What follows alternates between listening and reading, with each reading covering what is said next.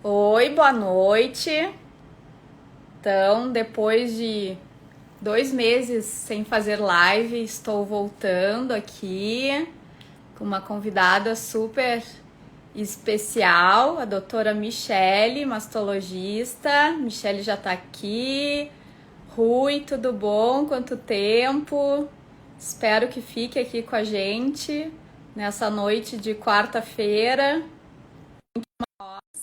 Daniel, tudo bom? A Michelle já vai entrar aqui, a gente já vai dar oi para ela. Oi, Michela, tudo bom? Tudo bom? Boa noite, seja bem-vinda aqui em casa. Boa noite, obrigada. Adorei o convite. Que bom que tu aceitaste. Acho que vai ser super interessante a noite de hoje, a nossa conversa, super importante também sobre prevenção de câncer de mama, os cuidados que as mulheres devem ter com as suas mamas. E vamos falar também um pouquinho daí da minha parte de preservação de fertilidade para as mulheres com câncer de mama. Quem tiver interessado, vamos ter um papo muito bom. Mandem também o aviãozinho ali embaixo, se tiverem amigas ou familiares que possam ter interesse também nesse nosso assunto. Eu vou fixar aqui o tema, tá? Da nossa live. Vamos ver se eu ainda sei fazer. Prevenção.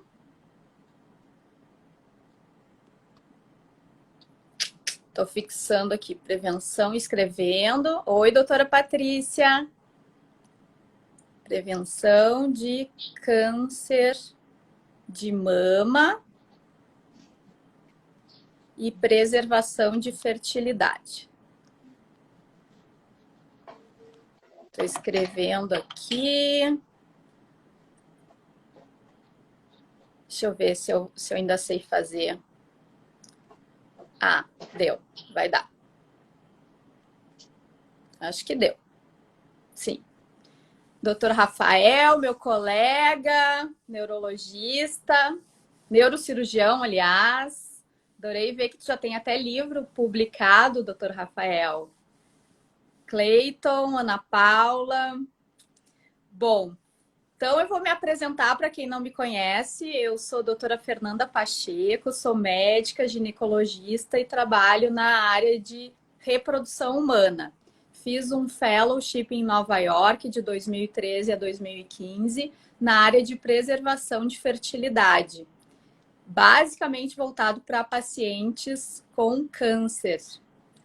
Tinha algumas pacientes também que queriam preservar por razões sociais, para adiar a maternidade só por questão da idade, mas basicamente as nossas pacientes tinham algum tipo de câncer e tinham que fazer tratamento quimioterápico, radioterápico ou cirurgia. E aí, antes do tratamento, congelavam óvulos ou embriões, ou ainda tecido ovariano, que a gente tinha essa opção lá nos Estados Unidos. E muitas pacientes com câncer de mama, eram as nossas principais pacientinhas. Renildes, Raquel, bom, doutor Afonso, meu colega também. Agora o Michel te apresenta. Boa noite, eu sou Michela Falti Marchek, sou médica mastologista, atuo há 10 anos no Núcleo Mama do Hospital Moinhos de Vento e sou membro da diretoria da Sociedade Brasileira de Mastologia da Regional Rio Grande do Sul. Atuo também na Clínica Nasce, sou médica ginecologista e depois disso fiz uma especialização em mamas, que são mais 2 anos de residência médica. Fiz em São Paulo e depois fiz alguns fellows, um em Milão e outro na Cleveland Clinic em Ohio, porque meu foco é um tratamento bem focado também na questão de preservação da forma da mama, de poder trazer para paciente que tem a indicação de um tratamento cirúrgico o melhor possível da questão de restabelecer a forma, o volume e a feminilidade. Então, meu foco é Ah, bastante questão também estética. na parte de reconstrução mamária também. Eu trabalho junto com um cirurgião Uhum. plástico que tem esse foco, que é o Dr. Paulo Favalli, que faz parte da minha equipe. Ah, joia, joia. Bom, então vocês estão, né, podem perguntar, tá? As perguntas serão muito bem-vindas, mas eu também fiz umas perguntinhas aqui. Nossa, até a Michelle, minha colega de Nova York, que é espanhola, também trabalha com reprodução. Olá, Michelle. Olá. Convidados internacionais aqui. Então, assim, ó, a primeira perguntinha que eu elaborei, tá? Qual que é a incidência do câncer de mama? De tantas mulheres, quantas terão câncer de mama ao longo da vida? Então, estima-se que no Brasil, no ano de 2020, a gente vai ter 66 mil novos casos de câncer de mama diagnosticados, né? Então, a gente está bem assustado com essa questão do Covid, com as 100 mil mortes. Então, imagina que 66 mil casos de uma patologia que pode ser prevenida, mas que, infelizmente, também é o maior causador de mortalidade por câncer entre as mulheres. A gente tem em torno de 17 mil mortes previstas por câncer de mama para o ano de 2020. E uma das questões que tem nos preocupado muito em relação à pandemia do coronavírus é o fato de que reduziu muito o número de atendimentos, tanto o atendimento médico para prevenção quanto exames. A Sociedade Brasileira de Mastologia fez um levantamento entre os anos de 2018, 2019 e 2020 e pôde perceber que nos meses ali de abril, maio, junho e julho, a gente tinha em torno de 311 mil exames realizados. Alguns meses um pouquinho menos, 290 mil, e agora em 2020 a gente chegou a 65 mil exames apenas de mamografia realizados no mês de abril. Aí melhorou um pouquinho no mês de maio, junho, julho, chegando a 94 mil, sendo que a gente costumava fazer 304 mil exames. E Um terço. Isso é um problema de saúde pública muito grave, porque a gente sabe que o câncer de mama ele tem maior chance de cura quanto mais cedo é diagnosticado. E a gente já sabe que o SUS, né, a rede pública tem essa deficiência, porque já não era bom, porque a gente sabe que esse número que a gente tinha de 300 mil já correspondia a 30% do que deveria ser feito de exames. Então, acredita-se que a gente vai ter um boom aí de diagnósticos nos próximos meses e, infelizmente, com casos provavelmente mais avançados do que a gente já costumava ver. Sim, elas ficaram represadas, né? Vai ter uma fila agora, né, para os exames e consultas. Mas até essa era realmente uma das minhas perguntas. Ela estava mais adiante aqui na lista, mas então eu vou pular. Que seria a minha pergunta número 8. Vocês na Sociedade de Mastologia, então, têm debatido bastante o impacto da pandemia no retardo do diagnóstico precoce e no tratamento para o prognóstico do câncer de mama, que no começo vocês estavam estabelecendo, né, que as pacientes podiam esperar um pouquinho para fazer cirurgia, para iniciar a quimioterapia. Como é que foi essa discussão? A gente fez algumas modificações, assim, alguns protocolos. Por exemplo, a gente sabe que a grande maioria dos tumores de mama, eles são hormônios dependentes. Então, em torno de 80%. Então, para aquelas pacientes de maior risco, ou por ser asmáticas... Eu só vou Sim. deixar bem claro, assim, que o público aqui é mais de leigo, tem médicos também, mas vamos falar, então, câncer hormônio dependente. O câncer em si, o tumor, ele tem receptores em que os hormônios vão ali e agem e estimulam esse tumor a crescer. É isso que significa um câncer hormônio positivo, certo? Isso. Então esses desculpa. Daí...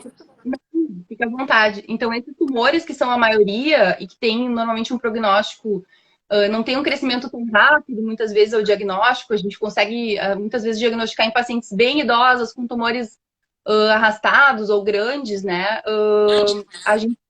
Quando a gente tem esses tumores receptores positivos, a gente tem muitas vezes chance de fazer o tratamento hormonal, que normalmente ficava para o momento depois da cirurgia, depois da radioterapia. Com a questão da pandemia do coronavírus, em alguns casos selecionados de pacientes com maior risco, por outras comorbidades, obesidade, diabetes, hipertensão, que eram pacientes de maior risco para desenvolver o Covid, a gente acabou invertendo um pouco essa ordem. Algumas pacientes mais idosas, pós-menopáusicas, a gente acabou iniciando com hormonioterapia na neoadjuvância.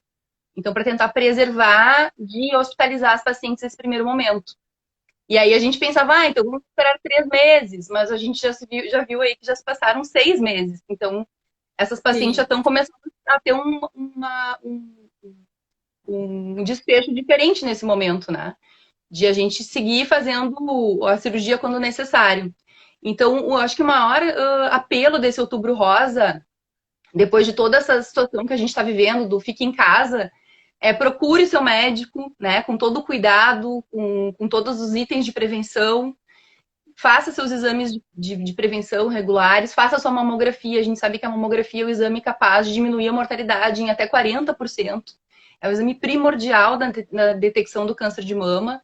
Por mais que a gente tenha outros exames, como a ecografia mamária, a ressonância, a tomossíntese, aí a gente está entrando com tecnologias novas no diagnóstico do câncer de mama, a mamografia é o único exame capaz de detectar lesões ainda antes de se transformarem num nódulo. Existem lesões e tumores, né, e tipos de câncer de mama que eles se apresentam como microcalcificações, que é como se fossem pontinhos brancos que a gente só consegue identificar na mamografia.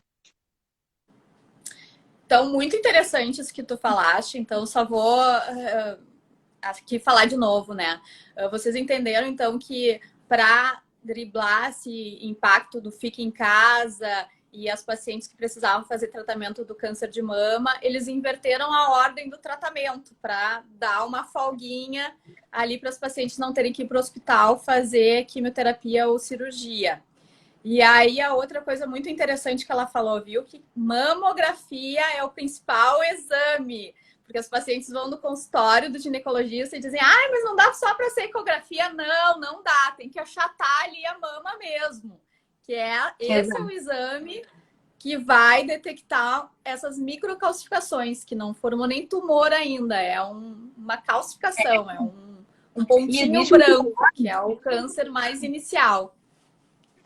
que a gente chama um Diga. carcinoma in situ. Existe um carcinoma in situ também, que é um tipo de câncer que se desenvolve dentro dos ductos mamários. E ele não tem ainda uma possibilidade de gerar metástases, nem loco-regionais, nem metástases em axila, nem à distância.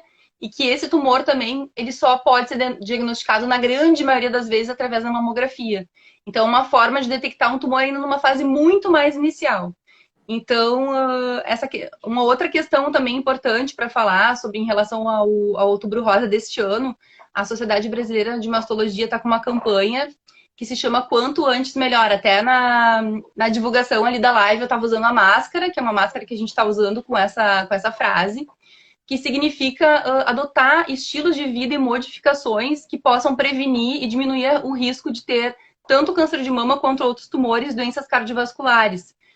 Porque a gente percebeu também, né, Fernanda, que tem aumentado o número de pacientes com desfechos muito ruins de doenças cardiovasculares durante esse período da pandemia. Estão deixando de fazer também seus exames cardiológicos, deixando de fazer suas revisões por causa de outras doenças. Então, a ideia é, além da mamografia, associar modificações que podem ser feitas mesmo dentro de casa, que é adotar uma dieta, uma alimentação saudável, e atividade física. A gente tem visto, deve estar acompanhando também as suas pacientes, que muitas pacientes engordaram muito durante esses meses, né? Por não poder estar fazendo alguma atividade física, as academias acabaram fechando. Então a gente aproveita as mídias sociais. Eu tenho indicado para algumas pacientes, algumas blogueiras, assim, que tem youtubers também, que fazem algumas atividades físicas em casa. Algumas pacientes podem fazer algumas corridas assim no próprio local ou algumas atividades aeróbicas mesmo em casa, sem se expor ao risco de sair na rua para quem tem fatores de risco importantes, como idade, obesidade e tal, e diabetes ou hipertensão e asma. Então isso é bastante importante. E outra questão também que a gente está investindo muito é essa questão da visita ao médico. Já é um período da gente se organizar, já estamos no mês de outubro. Quem ainda não fez a sua mamografia, ainda faltam 2 meses para o término do ano, né? Então, é importante lembrar que a partir dos 40 anos, todas as mulheres devem realizar a sua primeira mamografia e esse exame deve ser feito anualmente. Botem aí vocês que são mulheres, quem é que já fez o exame e quem é que não fez. Vamos chamar o público aí para a gente tirar uma prova disso. Eu já fiz. Tu já fizeste, Michela? Tu não tem 40 ainda. Tenho sim. Tem sim. Já fez? Fiz bem no começo do ano. E uma questão Ótimo. importante também é associada a pacientes jovens. Muitas vezes os pacientes têm dúvidas. Ah, mas eu tenho prótese. E aí, como é que fica a detecção do câncer de mama? Porque na hora que a gente que as mulheres decidem colocar uma prótese muitas vezes muito antes dos 30. Tem muitas pacientes que já têm prótese. Então, não impede de forma alguma a forma a detecção de lesões, até mesmo porque a gente associa a ecografia mamária nesses casos. E, eventualmente, para pacientes que têm história familiar ou que têm a prótese há muito tempo, mesmo que a prótese esteja bem, recomenda-se a partir dos 10 anos fazer uma ressonância mamária também para avaliar a integridade desse implante, para ver se o implante está bem. Se a paciente pode permanecer com a prótese por mais tempo. E não 10 anos impede de forma. depois de ter colocado a prótese. Idealmente, 10 anos depois, a gente faz uma ressonância magnética para avaliar a integridade do implante. Algumas mulheres não sabem nem a marca desse implante mais, depois de 10 anos. Então, são algumas questões importantes, né? Porque a gente sabe que já tiveram alguns problemas com próteses, com marcas de implantes que devem ser trocados, mesmo antes de 10 anos.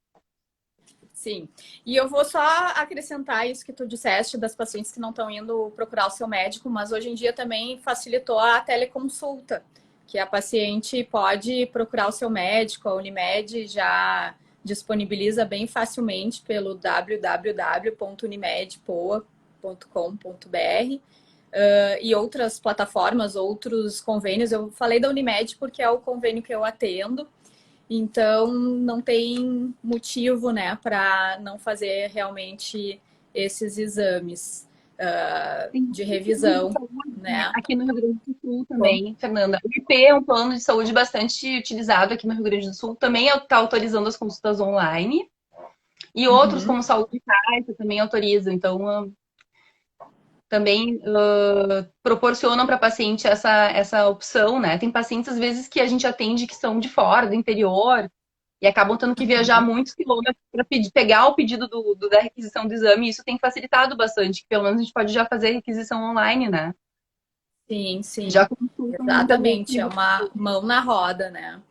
E, Michela, e outra coisa que eu gosto muito que tu falaste e que, na verdade, serve para prevenção de câncer, serve para prevenção de doença crônica, como doença cardiovascular, como diabetes, e serve também para os cuidados com a fertilidade, que são os fatores ambientais. E eu sei que tu já deste palestra sobre esse tema.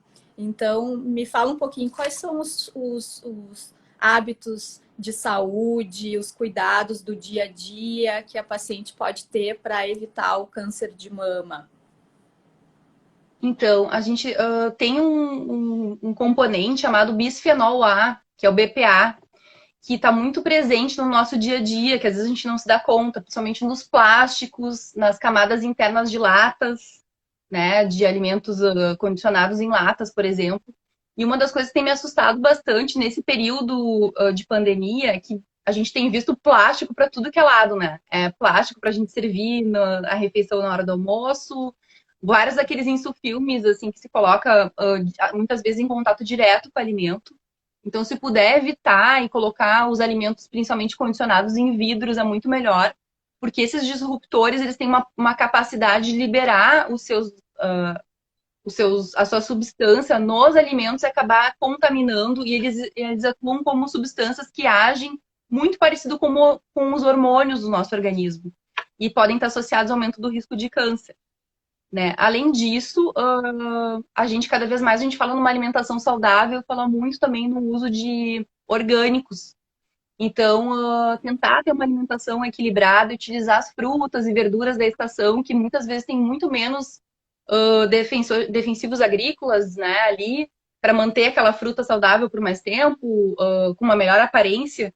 Então, procurar no seu bairro, na região em que mora, onde tem essas feirinhas orgânicas, né, onde a gente pode comprar frutas e verduras frescas mais perto de casa, além do supermercado, que às vezes tem uma área mais restrita e muito mais cara. Sim. E a confusão do desodorante, isso se verificou, se comprovou que o desodorante poderia aumentar câncer de mama? Oi, Marcelo. Lucas. Não tem nada comprovado que o desodorante tem uma relação direta com o aumento do risco para o câncer de mama. As pacientes podem ficar tranquilas, as mulheres usarem, ficarem cheirosas, que não vão tá prejudicando a sua saúde. Tem algumas mulheres que têm tanto medo que evitam usar mesmo desodorante. Tem outras alternativas, às vezes mais naturais, que cada uma tem que se adaptar, né? Da maneira que se sente mais confortável. Mas então isso é boato. Foi um Isso boato. é mito. Gente, tem um mito que eu também foi divulgado, acho que o ano passado, que eu achei horrível também, aquele mito de que a mamografia podia aumentar câncer de tireoide. Aí as mulheres estavam com medo de fazer mamografia. É, se a gente for Boato total! total, não tem nenhum. Fake Até news! inclusive nessa época, as mulheres, até alguns serviços de radiologia, né, de mamografia, estavam utilizando até um protetor de tireoide, que não tem nenhuma indicação. Né? O raio-x que é colocado na hora que a gente faz a mamografia, ele é bem direcionado para a mama. E estudos já demonstraram que a quantidade de radiação que a tireoide poderia receber no momento de uma mamografia é muito inferior a radiações que a gente utiliza durante o ambiente, com o celular, com o computador, ou com outras fontes de radiação que a gente está habituado no nosso dia a dia. Então, não deixem de fazer essa mamografia com essas, por esses motivos, assim, que são tão comuns falar agora, são fake news. É isso, gente. Isso, pergunte Fiquem sempre para o seu tranquilos. médico, né? Ginecologista, mastologista, não vai de atrás. E outra, eu não sei se é uma campanha da Sociedade Brasileira de Mastologia, mas que eu achei bem interessante, que eu já vi a doutora Mayra falando na rádio, que fala, você sabe quais são os seus fatores de risco para câncer de mama? São 3 perguntas. É da É. sociedade? Eu acho que é da FEMAMA ou do IMAMA. Ah, tá.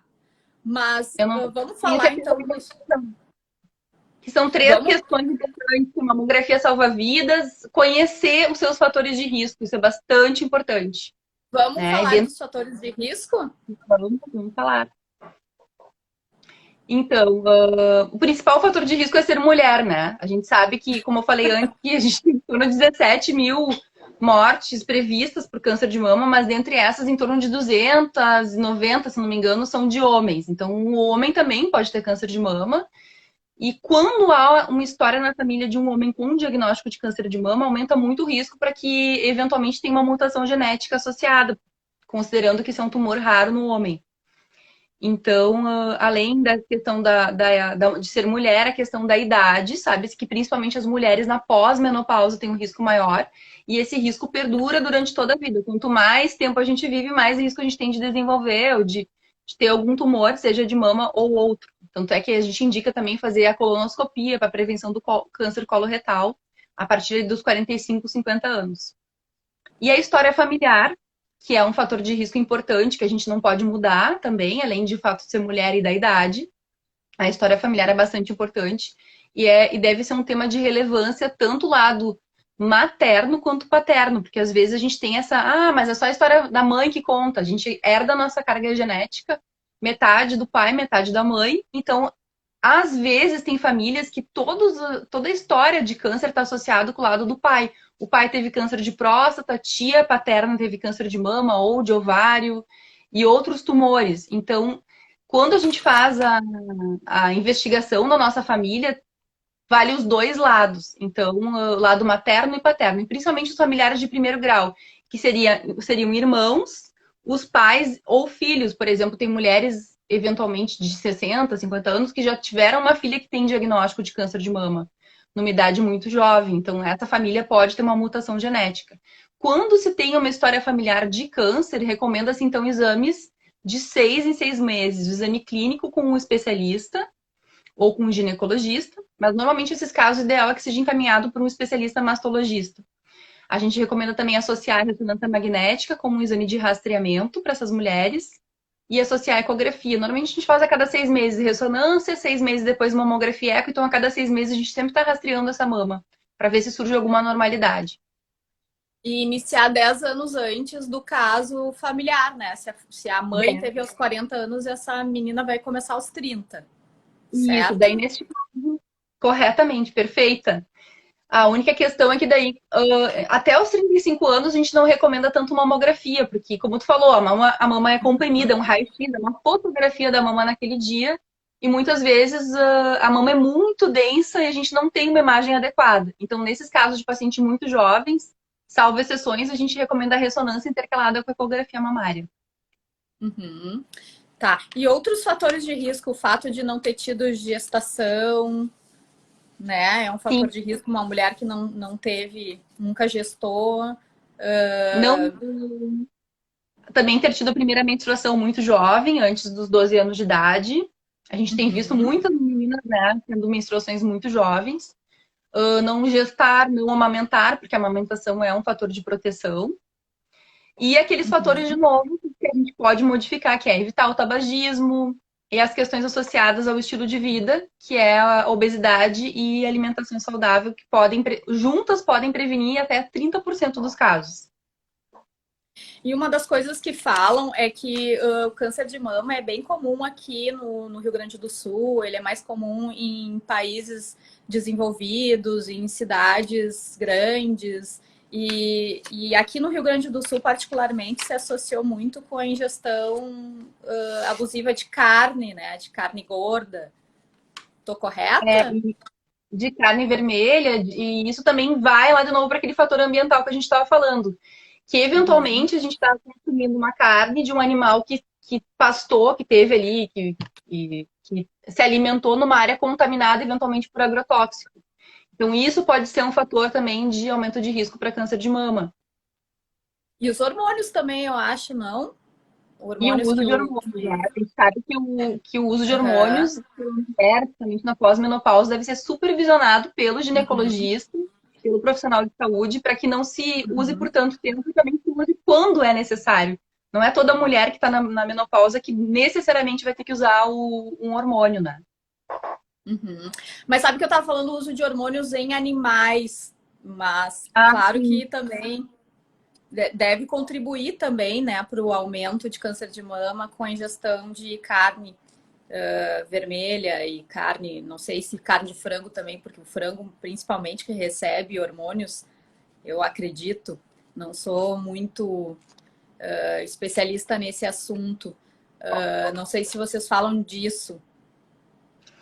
A gente procura falar principalmente em ter uma dieta equilibrada e rica em cereais, em verduras, em frutas, e tentar Uhum. substituir o consumo.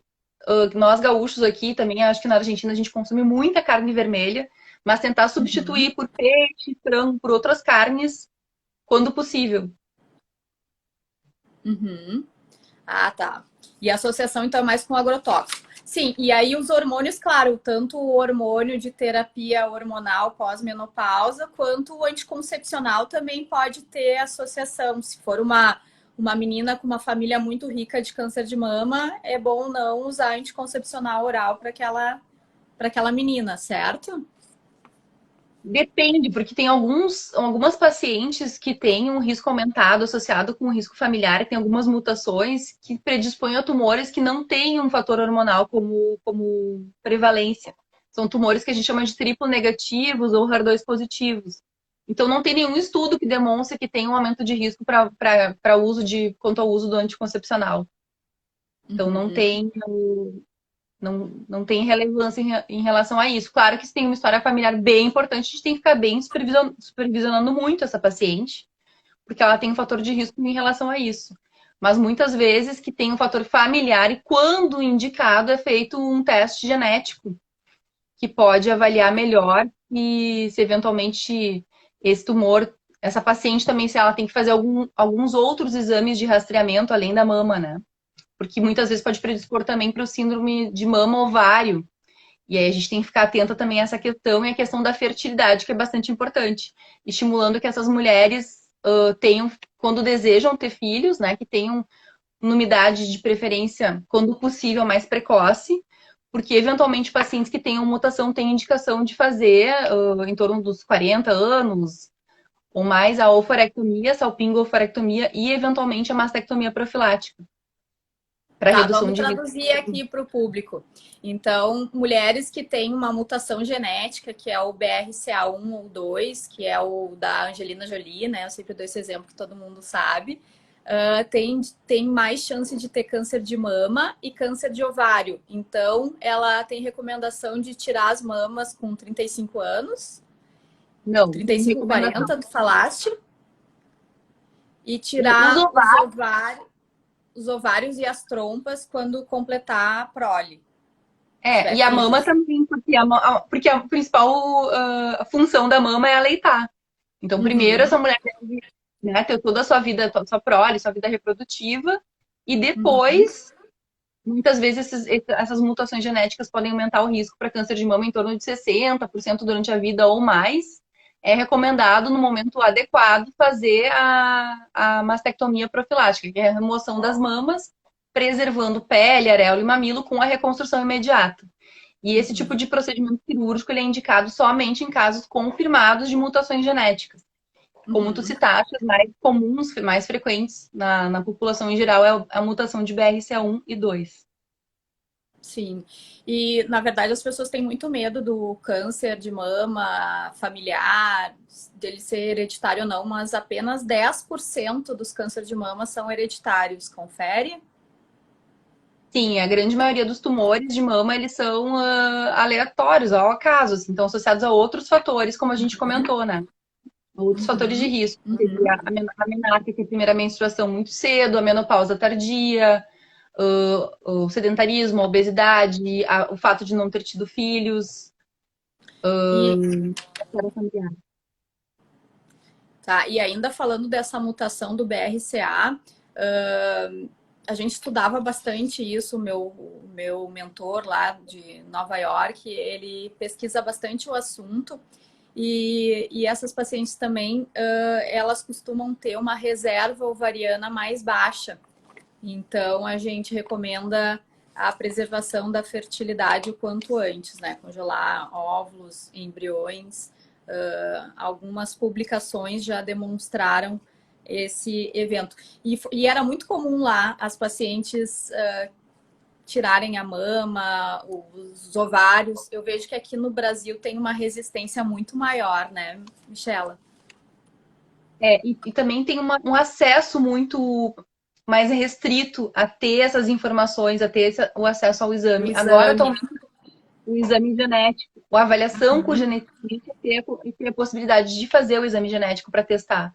Então, tem muitas famílias que vivem com uma nuvem negra, assim, na cabeça, né? Ah, a mãe teve câncer de mama, e de repente a tia materna também. E aquela mulher fica naquele sofrimento, assim, ah, será que eu não tenho uma mutação? E infelizmente, dependendo do plano de saúde, do acesso que ela vai ter, nem sempre ela vai conseguir ter um acesso a um geneticista, que é um médico especialista em fazer o aconselhamento genético, e fazer o exame genético adequadamente, com um painel grande de genes para poder detectar se tem alguma mutação.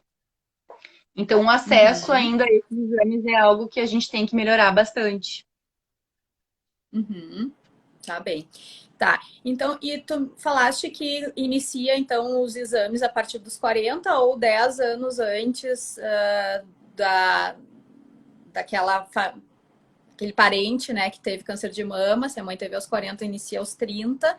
E o autoexame, a palpação das mamas, qual que é o aconselhamento? Quando é que a menina começa a palpar suas mamas?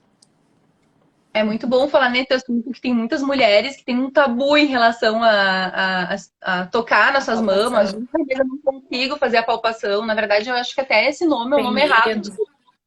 que é um autoexame. Na verdade, quem tem a condição, o treinamento adequado para examinar e detectar se tem alguma normalidade é o médico, né? Então, na verdade, é um autocuidado, um autoconhecer-se. Saber o seu normal para poder estar atento a qualquer eventual anormalidade que possa surgir. Então, existem regiões da mama que têm uma textura um pouco mais adensada, normalmente nos quadrantes laterais, que é nessa região mais próxima da axila, que normalmente ali tem uma glândula um pouco mais densa, um pouco mais firme, e eventualmente no período menstrual ela fica ainda mais edemaciada e mais nodular, podendo Uhum. gerar até mais dúvida naquela mulher do que uma sensação de, ah, eu estou fazendo a minha parte. Então, normalmente a gente orienta que passa depois do período menstrual, de 7 a 10 dias depois que passou a menstruação, porque é um momento que a mama tá mais, que é mais confortável até para tocar.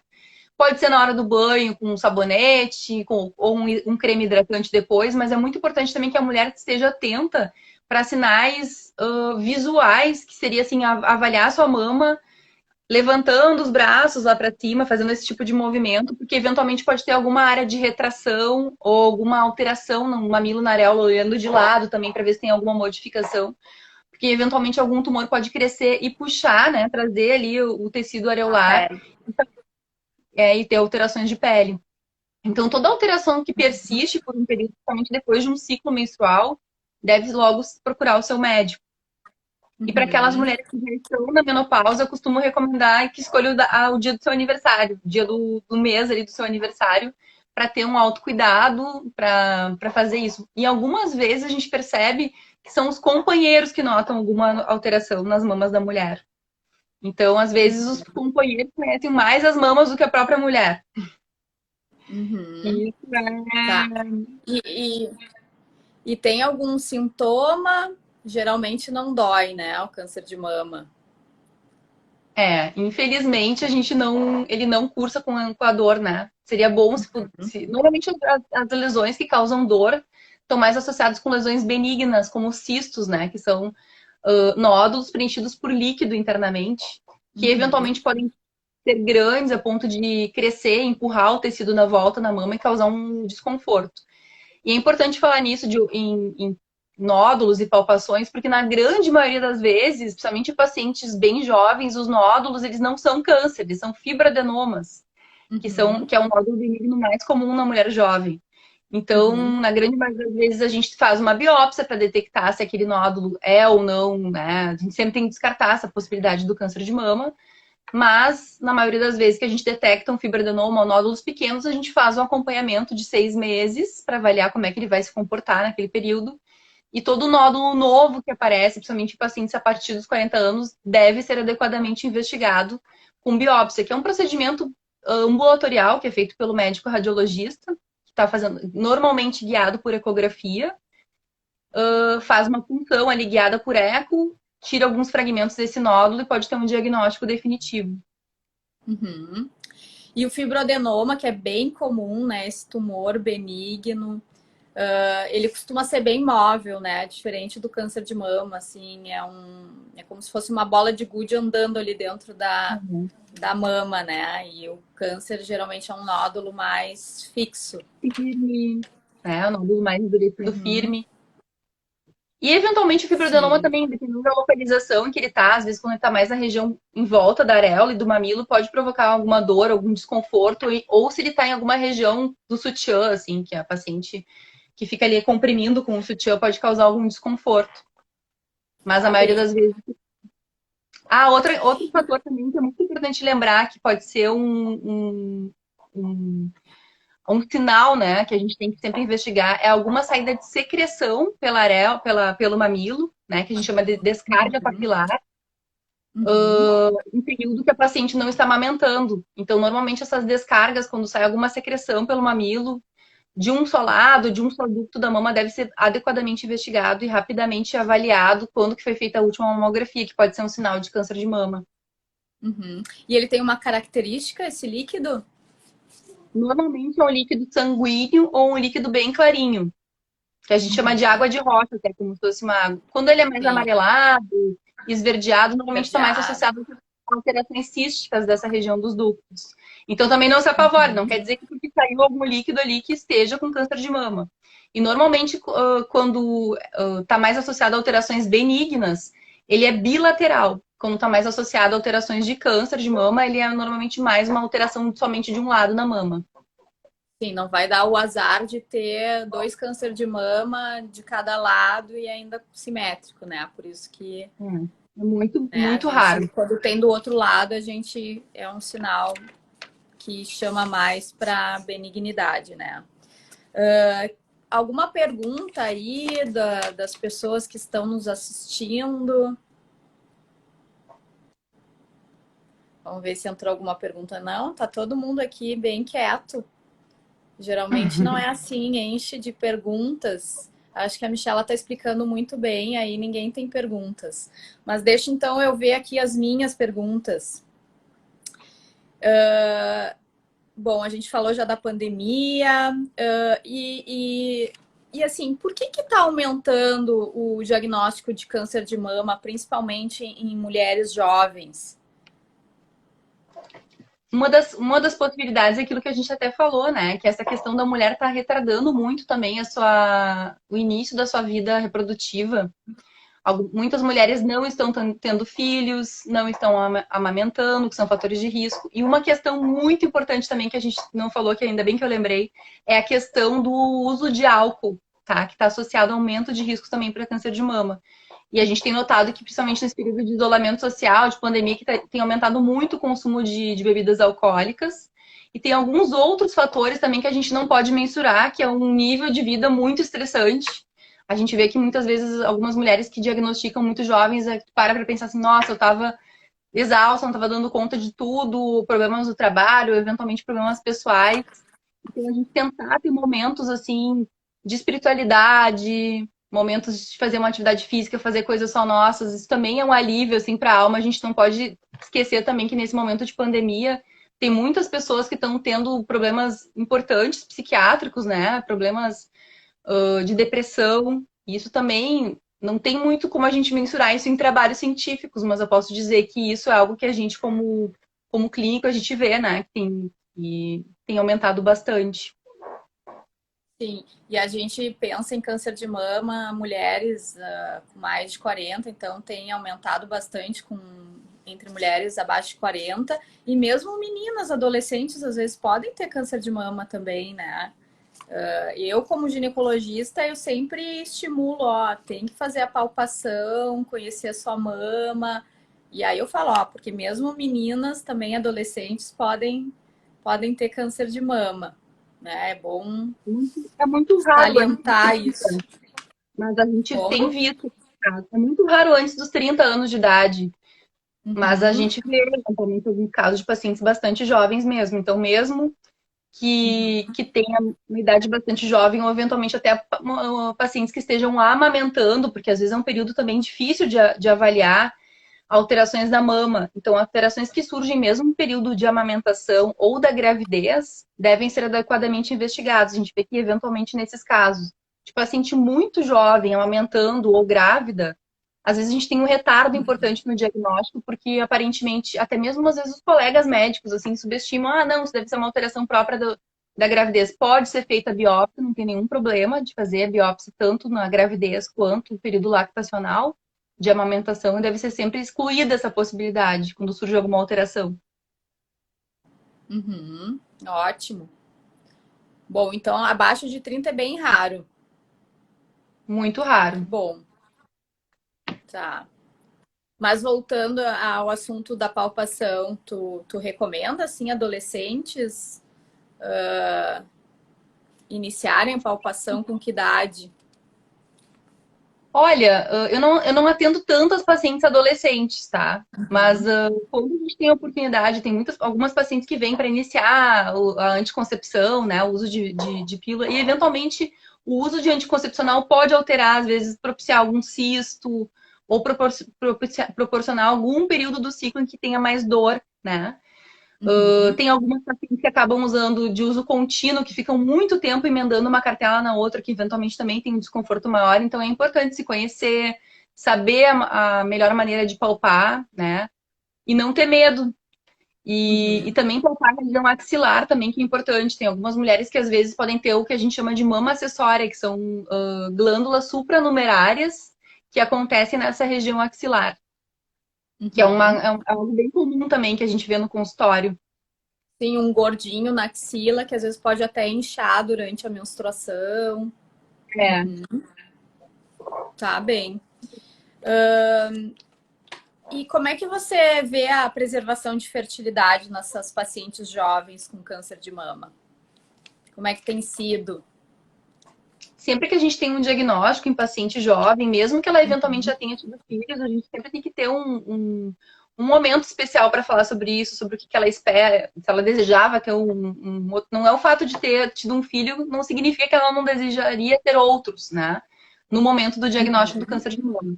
E a gente sabe que principalmente nos primeiros 2 a 3 anos depois do diagnóstico, que é um período mais crítico, assim, para eventualmente ter algum tipo de recidiva da doença. Então, normalmente, quando a paciente tem um diagnóstico tão jovem, a gente recomenda que durante o tratamento, eventualmente evite engravidar logo depois, 2 anos depois. Só que às vezes isso já é numa idade, digamos que ela tenha tido o diagnóstico com 37 anos e não tenha tido filhos ainda. Se a gente for considerar que ela vai fazer uma quimioterapia, por exemplo, que depois você pode falar um pouquinho, tem toda a propriedade para falar sobre isso, mas que diminui ainda muito a potência de fertilidade da mulher, e ela for Sim, esperar mais 2 anos, ela vai estar com 39 quando for fazer, né, eventualmente tentar ter filhos. Então, sempre a gente tem um momento assim, não, para tudo, vamos avaliar como que essa mulher, né, o que ela deseja em relação à sua vida reprodutiva. Eu encaminho para um especialista, né, que possa dar toda a orientação em relação a isso. Muitas vezes, junto com o oncologista da paciente, a gente pode utilizar, quando indicado quimioterapia, algumas alternativas e formas de conservar um pouco essa fertilidade, com alguns análogos de NRH que a gente utiliza, né, durante o tratamento quimioterápico, para tentar estacionar um pouco esses ovários, para que eles não sejam tão lesados durante a quimioterapia. Mas sempre que possível, também uhum, entra naquela outra questão que a gente estava falando um pouco do teste genético, né? Também é aquela questão de acesso, do quanto que essas mulheres conseguem também ter a possibilidade de fazer uma congelação, de fazer uma avaliação, e também em um tempo rápido, porque quando a gente tem um diagnóstico de câncer de mama, os pacientes querem logo cuidar disso, fazer né? o Mas é tratamento. importante que a gente pode esperar, às vezes, 2 ou 3 semanas para poder fazer uma estimulação, poder fazer uma coleta de óvulos. Sim, tem Isso, pacientes que até conseguem fazer 2 ciclos de coleta de óvulos também. E é importante também a gente falar que a gestação pós-câncer de mama, ela parece ser protetora, né? As pacientes que engravidaram após um câncer de mama não tiveram maior recidiva do que as que não engravidaram. Até parece que tiveram menos recidiva, né? Parece que a gravidez protegeu elas do, do, do prognóstico do câncer de não mama, existe né? nada, nada que demonstre que tentar engravidar ou ter filhos após o tratamento de câncer de mama vai piorar o prognóstico, vai piorar, vai aumentar o risco de recidiva da doença. Então é absolutamente tranquilo em relação a isso. Só a gente tem que avaliar realmente qual o melhor momento de fazer, né, de interromper um tratamento, seja ele hormonioterapia, que muitas vezes a gente usa após o tratamento do câncer de mama, ou quanto tempo depois de um segmento é seguro interromper para poder ter a gestação. Sim, é. Recentemente eu tive um caso que foi assim, ela fez a cirurgia, não precisou fazer quimioterapia, começou hormonioterapia, que eventualmente vai por 5 a 10 anos, certo? Só que aí, 2 anos depois de hormonioterapia, ela parou para engravidar. E agora tá gravidinha, daqui a pouco vamos ter bebê. E aí, quando ela tiver o bebê, ela retorna ao tratamento por mais aí 8 anos, pelo menos. Isso Certo? aí. É muito, muito legal isso.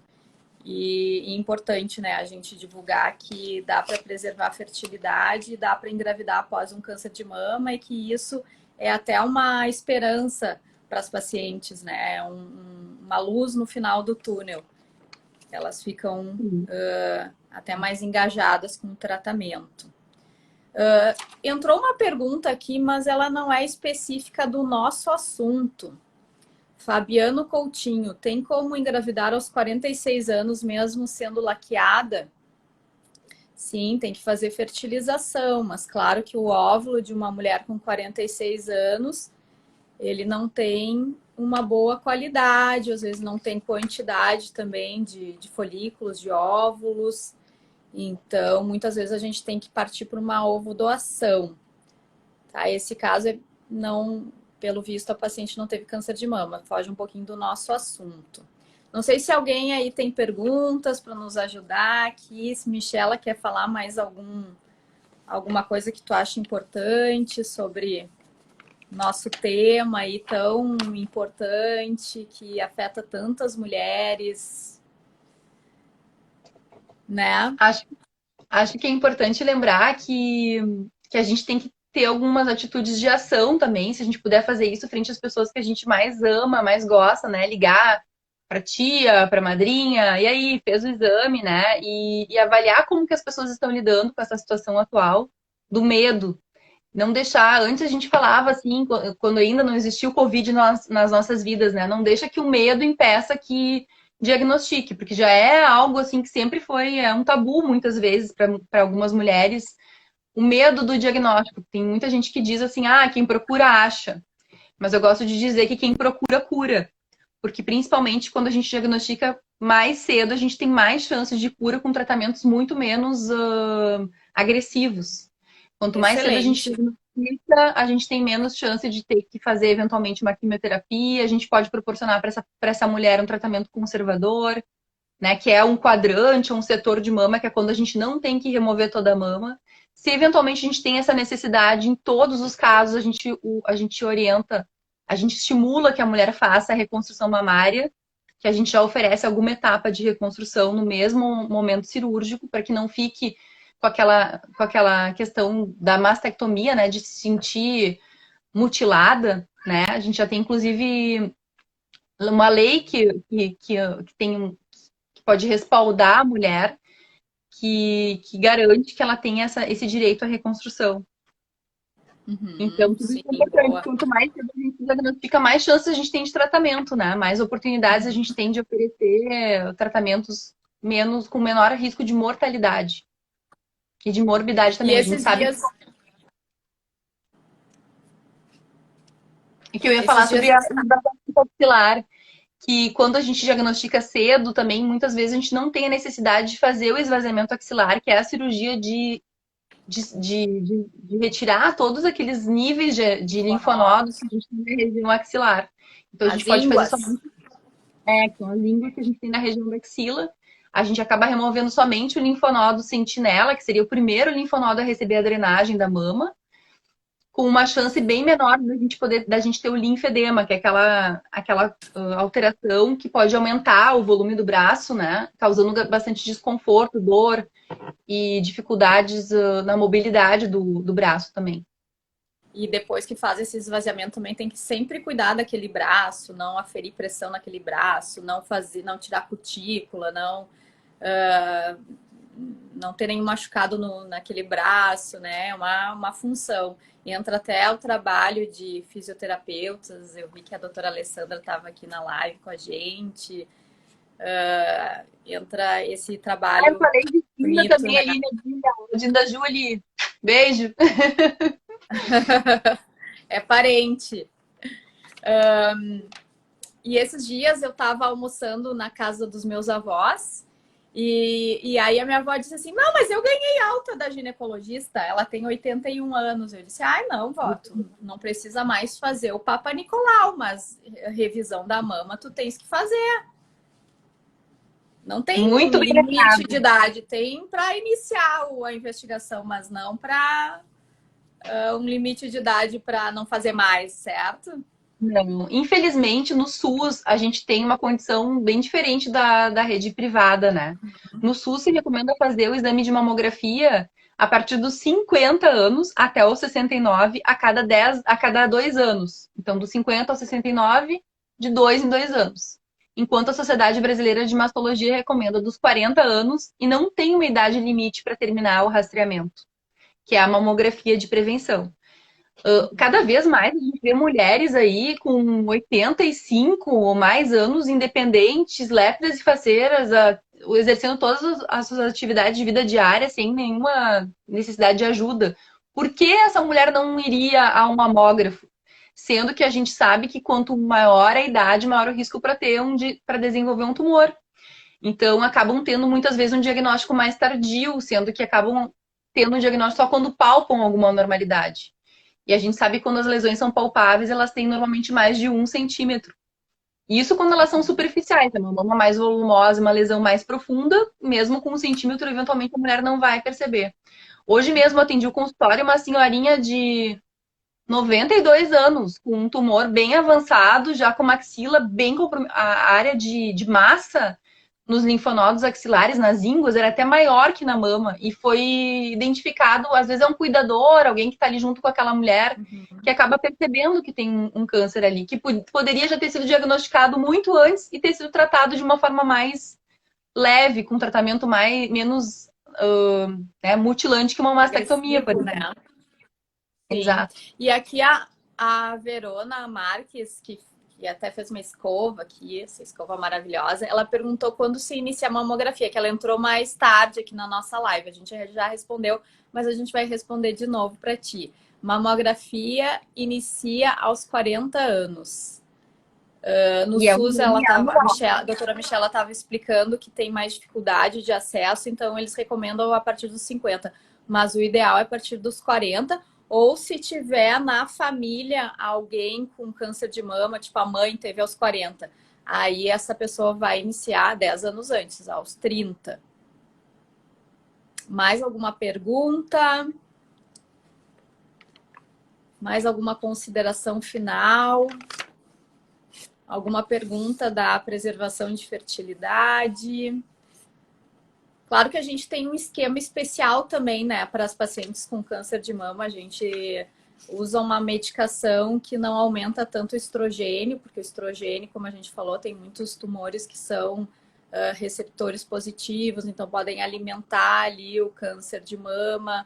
Então tem um esquema todo especial também para induzir essas pacientes e deixar elas ok também para iniciar a quimioterapia o mais breve possível. Geralmente a gente faz entre a cirurgia e a quimioterapia, a preservação da fertilidade. Bom, Michela, tu tens alguma consideração final? Quem sabe a gente já vai se despedindo, que já estamos quase aqui batendo uma hora. Tá bem, foi um prazer participar dessa noite contigo. Tu é minha parceira aí no Outubro Rosa há muito tempo, né, Fer? Como madrinha também É, do jantar do Instituto da Mama. E te admiro muito. exatamente. Uma pessoa que está sempre engajada aí nas causas do câncer, seja do câncer infantil também. Que eu já pude participar Sim. contigo de alguns momentos aí. Então é isso, o Outubro Uhum, Rosa está aí para verdade. falar sobre como prevenir e principalmente sobre aquilo que está ao nosso alcance. Então, se a gente vai parar para Uhum. pensar, a mamografia não é um exame caro. Às vezes a paciente fala assim, ah, mas dói. Gente, sério, eu não consigo entender. Não é mais desconfortável que coletar o CP do colo do útero preventivo do colo. Eu acho muito mais prático. E a gente vai lá e coleta desde muito antes, né? Inicia a vida sexual, mas já tá indo no ginecologista para coletar o pré-câncer do colo do útero.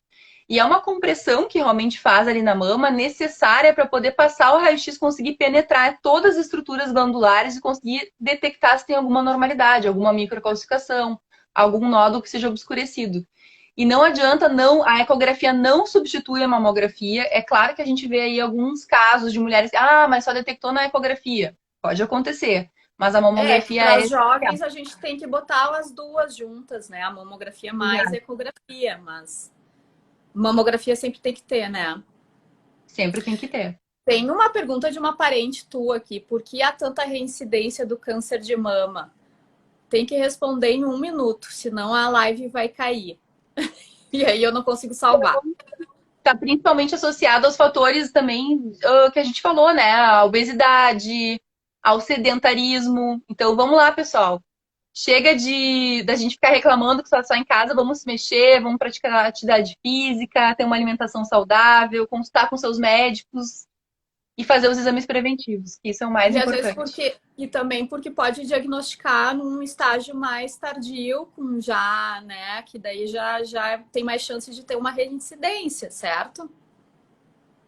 Sim, ela tá falando sobre ter a recidiva da doença. Não tinha entendido dessa Porque há forma. tanta reincidência. É a reincidência. Olha, mesmo que hoje em dia a gente tenha reincidência, tenha recidivas e volte a ter alguma detecção do câncer, a gente tem muitos tratamentos disponíveis, uma gama de muitas terapias, né, que faz com que essa mulher ainda consiga ter uma qualidade de vida boa e fique bem com a remissão do tumor. Uhum. Sim. E vai reincidir quem tem um tumor mais agressivo, com que descobriu mais tarde, que vai depender também do seu estilo de vida. Tá, eu tenho uma associação com obesidade, principalmente depois do diagnóstico, aumenta em 30% o risco de recidiva. Tá. Michela, boa noite. Eu vou desligar aqui para a gente não perder a live, para a gente deixar Tá salva. bom. Boa Boa noite, noite, pessoal. obrigadão. Tchau. Valeu.